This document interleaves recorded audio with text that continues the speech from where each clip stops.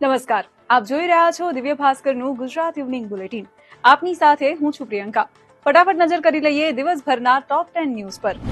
અમદાવાદમાં આજે સાંજે તિરંગા યાત્રા કાઢવામાં આવી. 2 કિલોમીટર લાંબી આ યાત્રા માટે સાંજે 4:30 વાગ્યા પછી અખબારનગરથી રાણી ડી માર્ટ તરફનો રોડ બંધ કરાયો.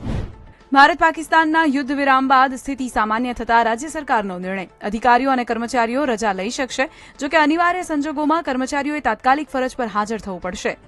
રાજકોટ ઇન્ટરનેશનલ એરપોર્ટ આજે પણ બંધ રહ્યું. રાજકોટથી મુંબઈની 2, દિલ્હીની 1 ફ્લાઇટ કેન્સલ કરવામાં આવી. જમ્મુ કાશ્મીરમાં ડ્રોન દેખાતા સિક્યોરિટીને ધ્યાનમાં રાખીને નિર્ણય કરાયો.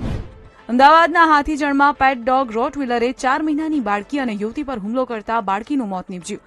યુવતી ફોનમાં વાતો કરતી રહી અને હાથમાંથી છટકેલા શ્વાને હુમલો કરી દીધો. અમરેલીના ધારીમાં શંકાસ્પદ પ્રવૃત્તિઓ કરતા મૌલાનાના મદ્રેસા પર તંત્રએ બુલડોઝર ફેરવ્યું. ગરીબોને ફાળવાયેલા પ્લોટ પર મદ્રેસા ઉભું કરવામાં આવ્યું હતું. એટલું જ નહીં, મૌલાનાના ફોનમાંથી પાકિસ્તાની નંબર્સના વોટ્સએપ ગ્રુપ પણ મળી આવ્યા હતા. ધોરણ 12ના રિઝલ્ટ બાદ કોલેજમાં એડમિશન લેવા માટે રાજકોટના આખો વિડીયો જોવા માટે ડાઉનલોડ કરો દિવ્ય ભાસ્કર એપ.